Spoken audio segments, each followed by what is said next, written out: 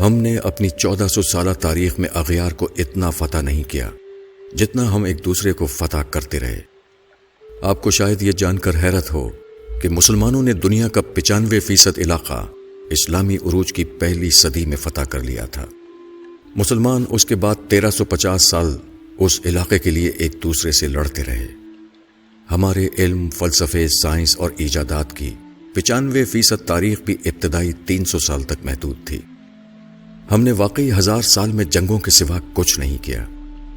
آپ آج 2018 سے 1000 سال پیچھے چلے جائیں، آپ کو محمود غزنوی ہندوستان پر حملہ کرتا ملے گا۔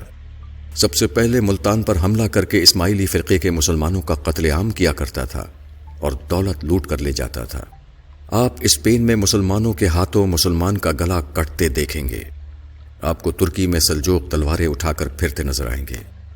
آپ کو عرب میں لاشیں بکھری ملیں گی، شیعہ سنی اور سنی شیعہ کے سر اتارتے نظر آئیں گے۔ مسلمان کو فتح کر رہا ہوگا، مسلمانوں کی مسجدیں جلاتے دکھائی دیں گے، اور آپ مومنوں کے ہاتھوں میں مومنوں کے سروں کے مینار بنتے دیکھیں گے۔ آپ 1018 سے آگے آتے چلے جائیں، آپ کے سارے طبق روشن ہوتے چلے جائیں گے۔ آپ کو مسلمان کو قتل کرتے اور قتال کے درمیان وقفے میں حرام خوری کرتے نظر آئیں گے۔ ہم نے اس کے بعد باقی 1000 سال تک حرام خوری کے سوا کچھ نہیں کیا۔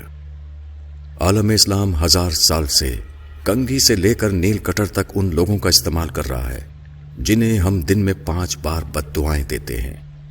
آپ کمال دیکھیے، ہم مسجدوں میں یہودیوں کے پنکھے اور اے سی لگا کر، عیسائیوں کی ٹوٹیوں سے وضو کر کے، کافروں کے ساؤنڈ سسٹم پر اذان دے کر اور لا دینوں یعنی چائنا کی جائے نمازوں پر سجدے کر کے ساری دنیا کے لادینوں کی بربادی کے لیے بد دعائیں کرتے ہیں۔ ہم ادویات بھی یہودیوں کی کھاتے ہیں، بارود بھی کافروں کا استعمال کرتے ہیں، اور پوری دنیا میں اسلام کے غلبے کے خواب بھی دیکھتے ہیں۔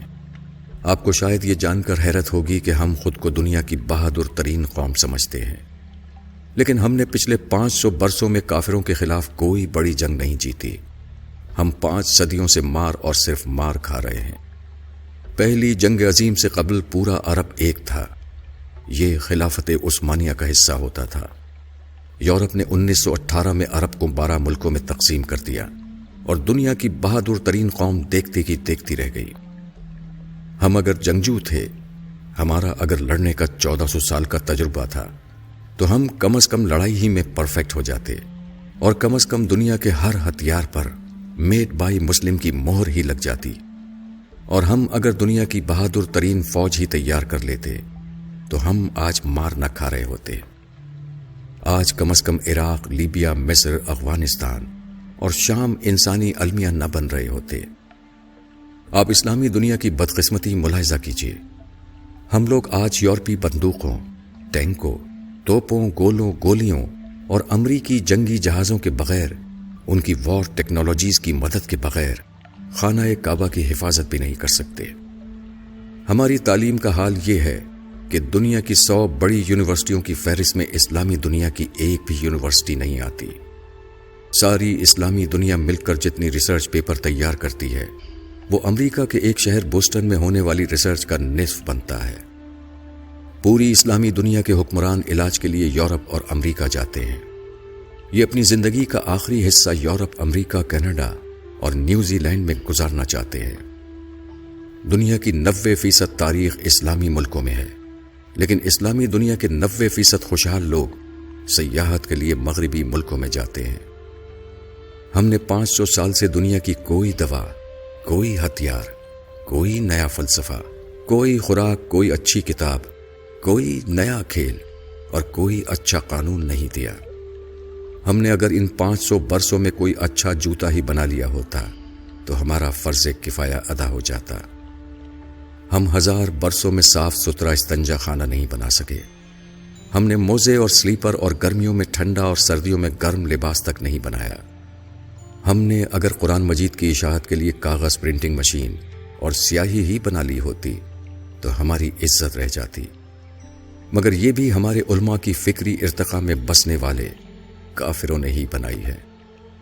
ہم تو خانہ کعبہ کے غلاف کے لیے کپڑا بھی اٹلی سے تیار کراتے ہیں۔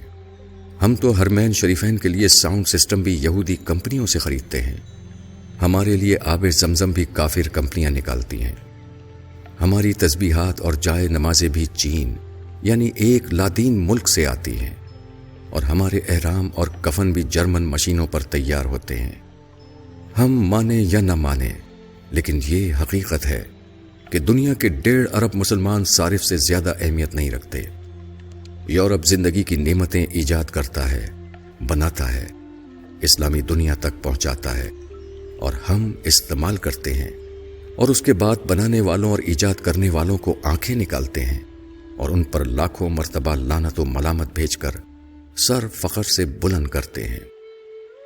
آپ یقین کیجئے، جس سال آسٹریلیا اور نیوزی لینڈ نے سعودی عرب کو بھیڑیں دینے سے انکار کر دیا، اس سال مسلمان حج پر قربانی نہیں کر سکیں گے۔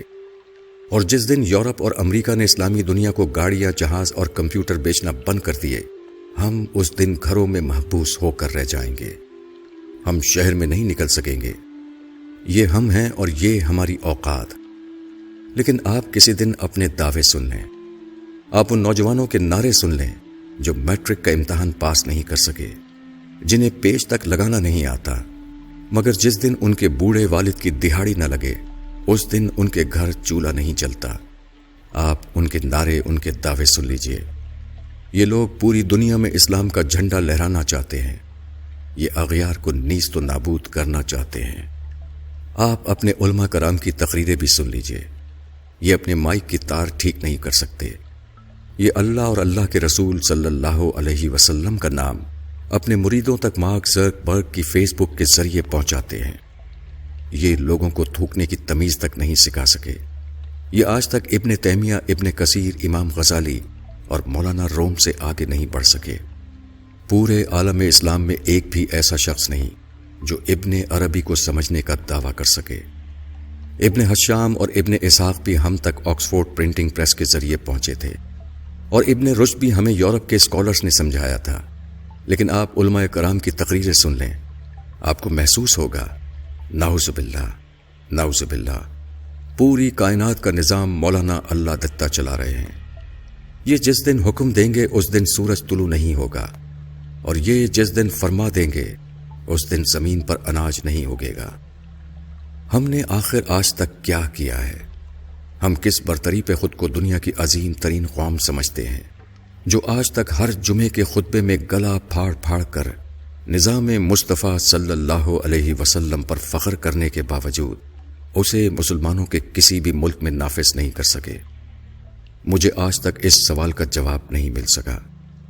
ہم اگر دل پر پتھر رکھ کر یہ حقیقت مان لیں تو پھر ہمیں پتہ چلے گا کہ ہماری حرام خوری ہماری جینس کا حصہ بن چکی ہے۔